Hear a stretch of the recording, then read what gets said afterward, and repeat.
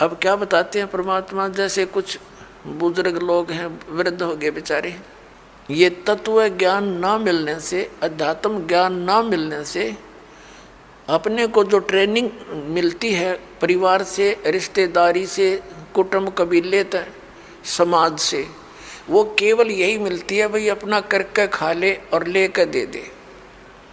ये तो एक नेक पुरुष का कर्तव्य बनता है, ये तो फर्ज होना ही चाहिए।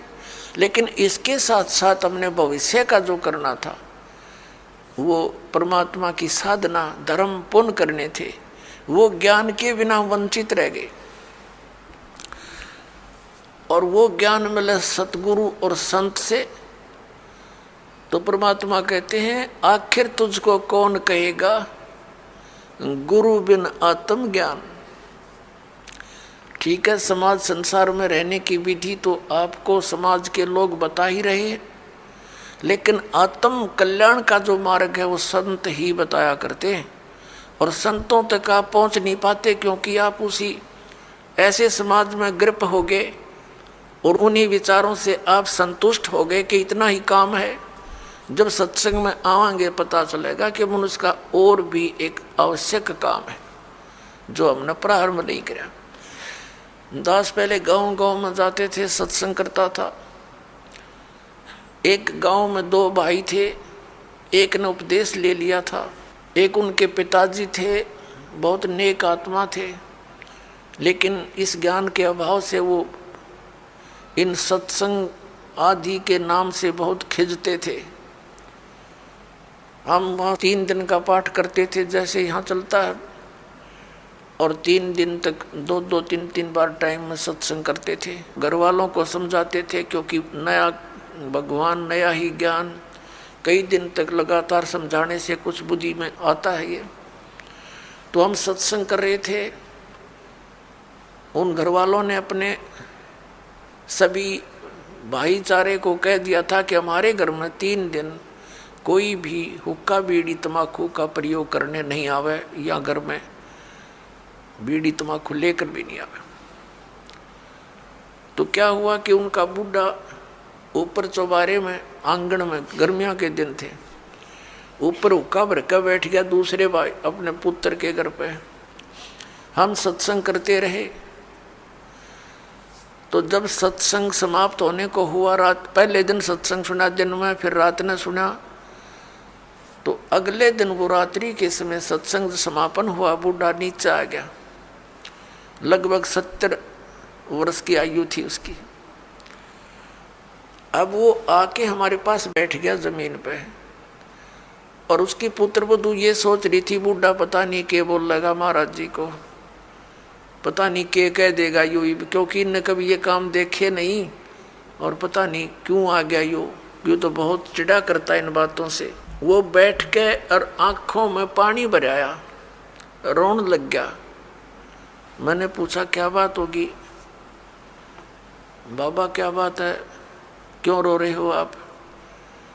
ने बोला जी जो ज्ञान आपने सुनाया, ये बात तो आज तक हमने कदे सुनने को ना मिली। हमने तो लक्ष्मी चंद की रागनी सुनी हैं, और कोई सांग सिनेमे देखे, और मैं तो इतना मेहनती आदमी था।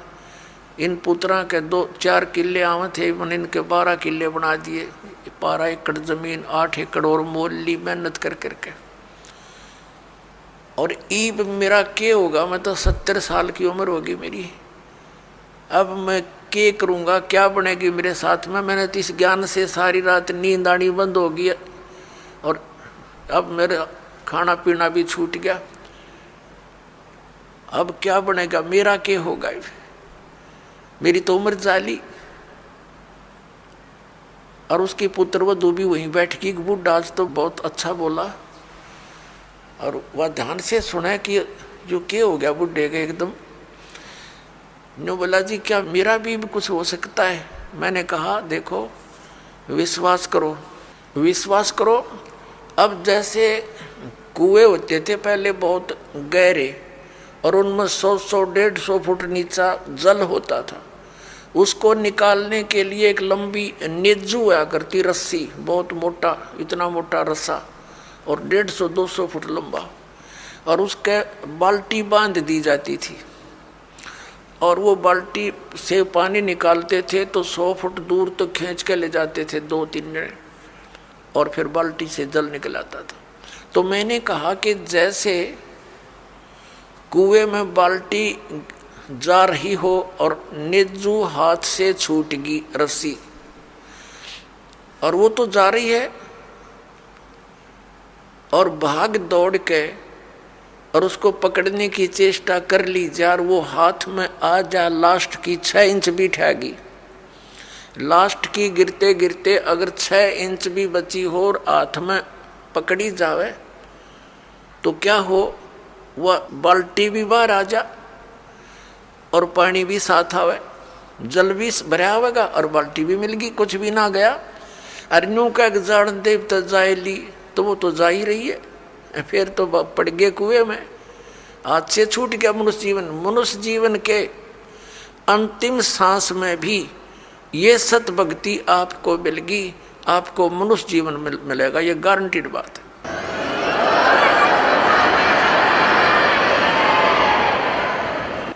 और आप क्या तो अभी 70 वर्ष है, एवरेज 80-90 तो मानते हैं मनुष्य की आयु, और आप तो स्वस्थ दिखाई देते हो, करड़े हो, खूब तगड़े, और नाम लो पर ओका बीड़ी शराब तम्बाकू ये छूना नहीं पड़ेगा। और आन उपासना कुछ नहीं करोगे, ये बाबे गांव घूम में जितने डेरे डेरे बन रहे हैं या अन्य जो समाध पूजा तीर्थ व्रत ये नहीं करने होंगे। ने बोला जी मैं तो कुछ नहीं करूं, मेरा पीछा छूटे क्यों करे, और कर करा लिया हमने, सारी उम्र डले डोलिए, मुझे दीक्षा दे दो।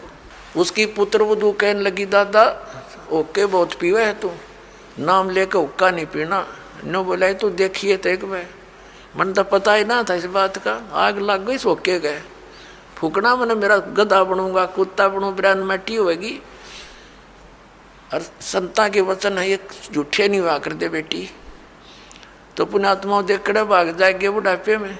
नाम ले लिया उस भक्त ने और 10-15 वर्ष जिया और सह शरीर आराम तो अपना मृत्यु को प्राप्त हुआ और मोक्ष हो गया। कहते हैं जीना तो थोड़ा ही भला जब सत सुमरण हो और लाख वर्ष का जीवना लेखे धरे नहीं कोई। अपने आत्माओं जैसे बालक भक्ति पर लगता है बहुत अच्छी बात है, लेकिन इस ज्ञान से परिचित बूढ़ा तो सिर धड़कीबाजी ला देगा। नो पता है कि उसने तो रोज पता है ना मेरा कल टिकट कट जाए तो स्लोप में लिया जीवन, कति नो डलान में है, लास्ट दिन के रहे जहाँ 60 साल पाछे तो उल्टी गिनती शुरू हो जाए, ध्यान रखनी चाहिए बुढ़ा ने। और डट के करे भक्ति अपना पीछा छुटवावे। और ईबत ही न्यू पड़े रहे, जैसे एक कवि का एक शब्द है, बिना ज्ञान के ऐसे दुखी होते हैं। एर नर धोखे धोखे लुट गया आगी अंत गड़ी रे, आगी अंत गड़ी। एर नर धोखे धोखे लुट गया आगी अंत गड़ी रे, आगी अंत गड़ी। तो फिर क्या कहता है, पोता ब्यालों या मन में रही और एली करवा दो खड़ी टिकट कटन हो रही है और ये आस्था लाए बैठा है कि हे भगवान एक पोता और ब्याह जा फिर बेशक मर जाऊं, और फिर नो कहे एक छोरे किया एक और मकान बन जा बस फिर क्या कहने बेशक मर जाऊं। बता, इस प्रकार की आस्थाएं अज्ञानता से वृद्ध अवस्था में ये ज़्यादा बढ़ जाती हैं, और जब ज्ञान हो जाएगा तब अपना माला लेके और बैठ जा कुण में, ना ताश खेले ना होके पाड़े ना गप्पे मारे, दिन रात एक करके अपना भक्ति करा के पीछा छुड़वावे। तो इस प्रकार पुण्यात्माओं परमात्मा कहते हैं पाछे गई सो जान दे और ले रहे तीन राख, उल्टी ला चढ़ाइयो करो अपुटी चाक। अगम निगम को खोज ले बुद्धि विवेक विचार, उदय अस्त का राज मिले तो बिन नाम बेगार।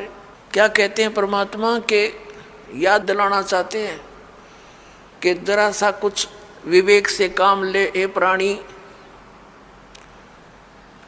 अगम निगम को खोज ले और बुद्धि विवेक विचार, उदय अस्त का राज मिले तो बिन नाम बेगारे।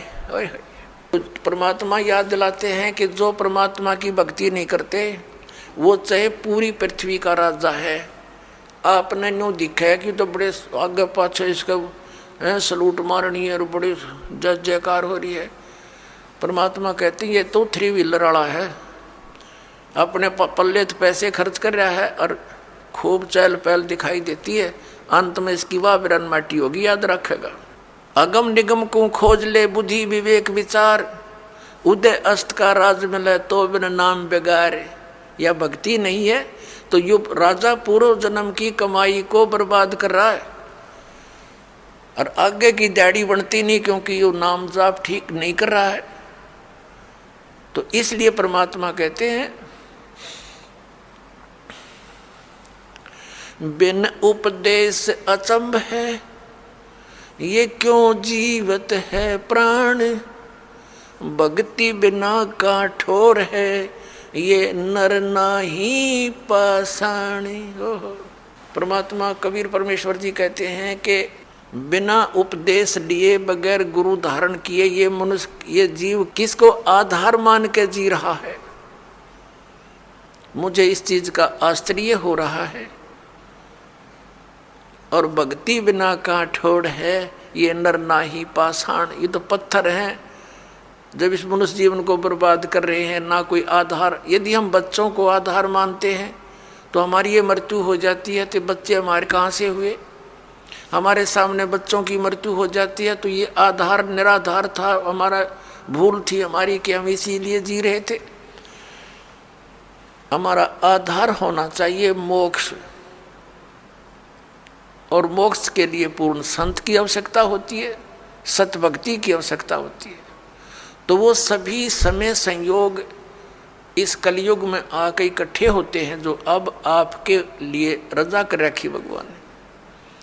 संत पूरा हो, पूर्ण परमात्मा की भक्ति हो, शास्त्र अनुकूल हो, अधिकारी हो नाम देने का, तो ऐसे संयोग ऐसे नंबर कदे कदे जुड़ा करे जो आज सारे नंबर मिल गए। और अब केवल नाम लेना है, बुराइयों से बचना है, मोक्ष हो जाएगा। परमात्मा क्या कहा करते,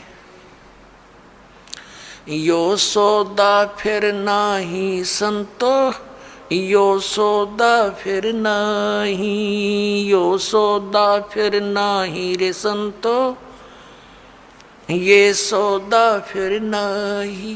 लोहे जैसा ताव जात है, लोहे जैसा ताव जात है, ये काया दे सराही रे संतो, यो सौदा फिर नाही। ये सौदा फिर नाही संतो, यो सौदा फिर नाही। ये मनुष्य जीवन का मिलना बार बार नहीं होता। किसी सदग्रंथ को उठाकर देख लो, किसी महापुरुष के विचार देख लो कि मानुष जीवन दुर्लभ है, ये मिले न बारंबार, और जैसे तरवर से पत्ता टूट जाए वो फिर नहीं लगता डार। परमात्मा कहते हैं कबीर साहब जी के इड़की दे दे रोएगी सुरता जो तू चलेगी अकेली। जिस परिवार के लिए तू सारा दिन केवल इस पशु जैसे कर्म में ही लीन रहता है, और जब तेरी मृत्यु होने का समय आ जाएगा, अचानक बीमारी भयंकर हो जाती है लाइलाज, फिर वो सोचता है कि अब मेरा क्या हो बनेगा भगवान, मेरे बच्चे रह गए, इनका क्या होगा। परमात्मा कहते हैं तू भक्ति कर, मेरी शरण में आ, तेरी आयु भी बढ़ाऊंगा, तेरे बच्चों की भी रक्षा करूंगा। इसलिए भगवान की खोज हम कर रहे थे, भक्ति कर रहे थे कि हमारा ऐसा बुरे टाइम में भगवान मदद किया करता है। तो परमात्मा कहते हैं तू मेरी शरण में आ, फिर लग ढंग से। कहते हिड़की दे दे रोएगी सुरता, आत्मा को कह रहे हैं जब तू चल लेगी अकेली। जिस परिवार को अपना मान रहा था वो तो यहीं रह गया, तेरी बाँह पकड़ के ले जाएंगे यम के दूत। फिर ने कहा पछाड़ खा खा रोएगी तू आत्मा, क्योंकि तेरा कोई संभालने वाला होगा नहीं, तेरा भगवान परमात्मा साथ दे नहीं, क्योंकि आपने उसकी साधना की नहीं विधिवत। और यदि आपने सतभक्ति कर रखी है और आपका यहाँ से जाना भी तो है ही सभी ने, लेकिन मालिक आपके साथ खड़ा पाओगा जब कहेगा बेटा मेरे साथ, और यम के दूत दूर हो जाएंगे, न एक दूर कति 100 कोस दूर खड़े पाओगे। तो हमने उस दिन की भी अब थोड़ी सी चिंता करनी चाहिए जब संसार छोड़ कर चलेंगे। अब क्या बताया भगवान ने कि जय सतगुरु मिलते नहीं, जाते नरक द्वार।